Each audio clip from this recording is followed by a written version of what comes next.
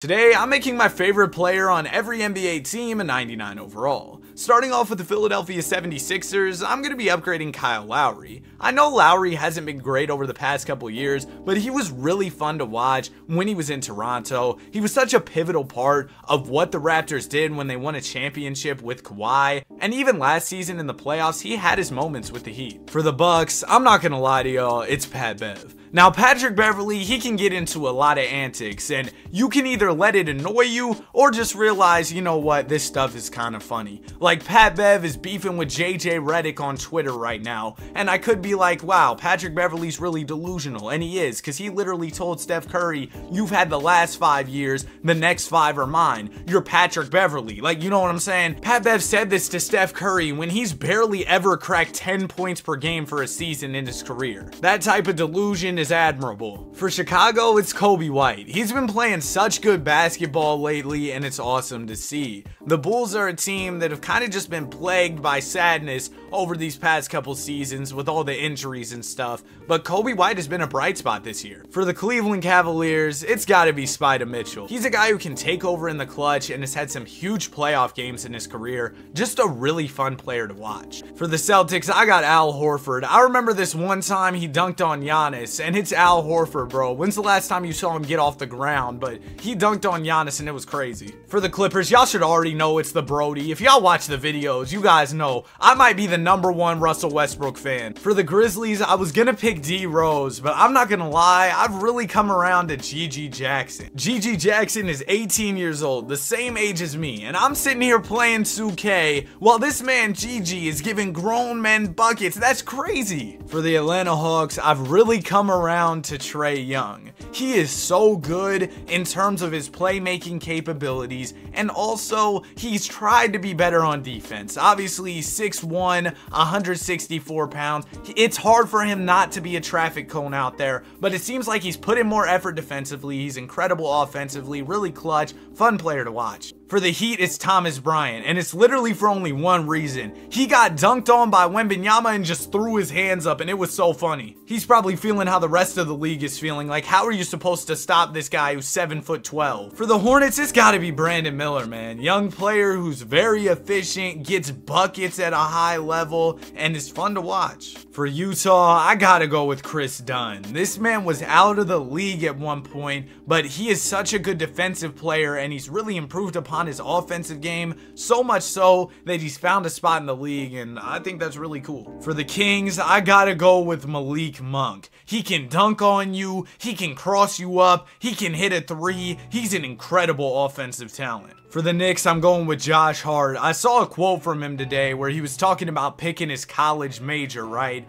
And he was like, I picked communications because if you did communications, you get a free MacBook. I thought that was pretty funny, so yeah, Josh Hart's a 99. If y'all have been watching the channel, you should know this one too. LeBron James up to a 99 overall for the Lakers.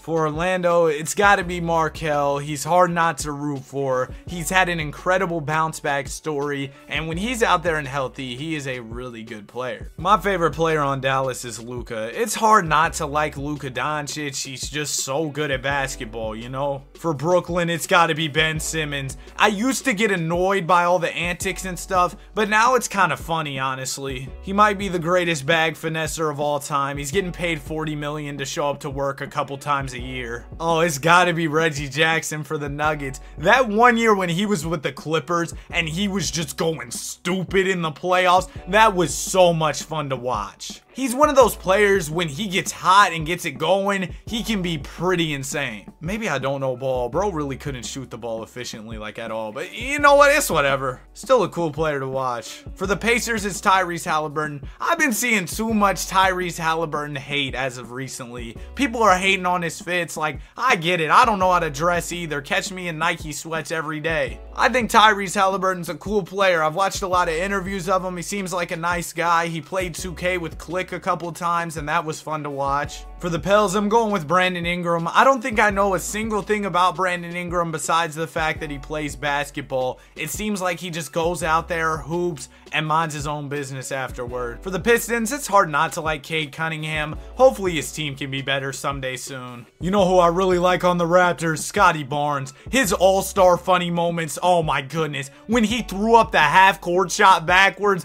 bro, that was hilarious. Dillon Brooks, he's another player who I used to not really be a fan of, but honestly at a certain point it just gets funny. Like he's staring down his opponents before the game. He's really embraced the villain role to a point where it's kind of corny, but it's funny too. For the Spurs, who do you want me to say? Cedi Osman? No, it's Wembanyama. That's my favorite player on the Spurs. Also, real quick, if you're enjoying the video so far, I'd really appreciate if you consider subscribing. We're trying to hit 100K by the end of the year. And let me know any videos you want to see in the future in the comments. For the Phoenix Suns, I'm going with Bol Bol. He might be the tallest fashion model ever. It's like when you spend all your VC on clothes and don't have any more to upgrade your attributes. For OKC, I'm going with Gordon Hayward. He's hard not to root for after all the injuries and everything. I've also seen some interviews with him. Seems like a nice guy as well. For the Timberwolves, we're going with Anthony Edwards. Did y'all see him throwing up left-handed shots during the skills challenge? For the Blazers, we're going with Jeremy Grant. Trust me, if he was on a contending team, he would be one of the greatest role players in the league. And I always really like those players who are going to be able to play their role well and be good complementary pieces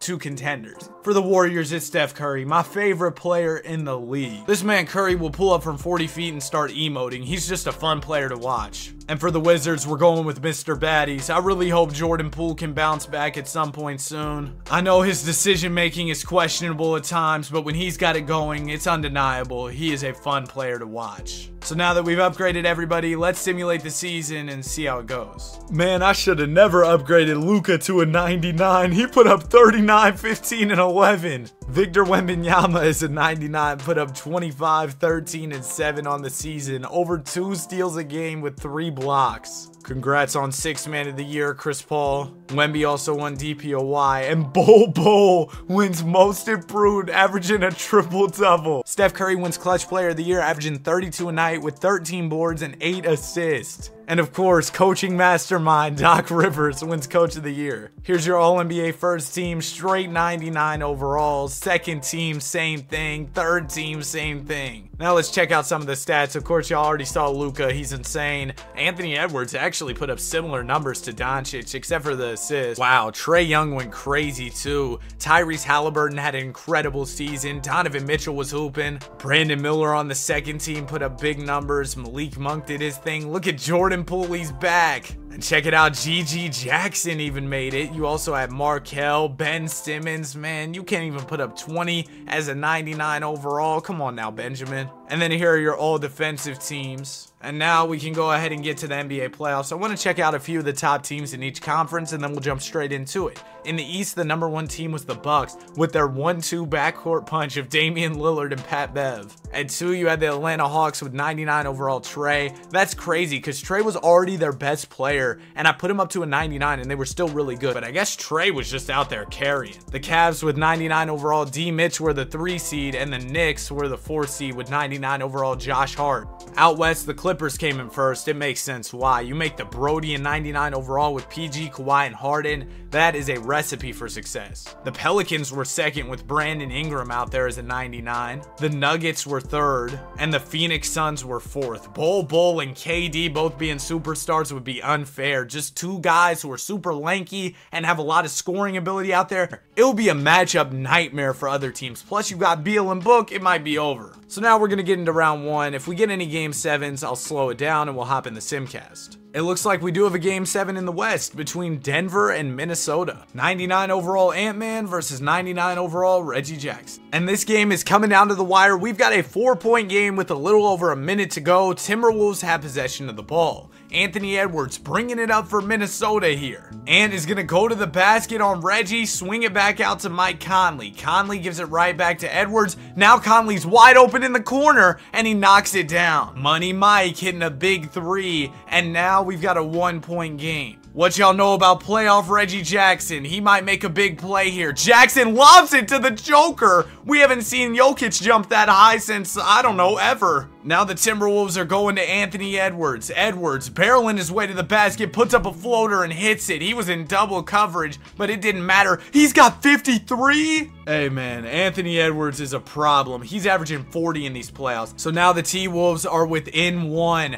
Reggie Jackson gives it to Jokic again. The Joker is double teamed, kicks it out to AG for a three-pointer, and Gordon knocks it down. That was a solid closeout, but Aaron Gordon still hit it, and now the Nuggets are up by 4. The Timberwolves desperately need a bucket here with about 40 seconds to go. Rudy Gobert is inbounding the ball. He's going to give it to Mike Conley. Conley right over to Edwards for a mid-range, and Ant-Man gets it to go. Anthony Edwards is hooping in this game. He might go for 60. Reggie jump. My bad, y'all. I kind of folded on the commentary. I forgot to talk for a second. But Reggie Jackson dumped it down to Jokic in the pick and roll, and the Joker dunked it home. So now the Nuggets are back up by 4. But anyway, let's get back to this game. Rudy Gobert gives it into Mike Conley. Conley over to McDaniels, over to Ant-Man. Edwards going to the basket here. He swings it out to an open McDaniels for 3. He misses. Gobert the board. Finds Conley for a corner 3. Mike Conley misses. Gobert another board. Back out to Conley. Conley gets the screen from Reed. Pulls another 3 and misses again. Oh my goodness. Brick City in Minnesota. And that is going to do it. The Denver Nuggets get the win.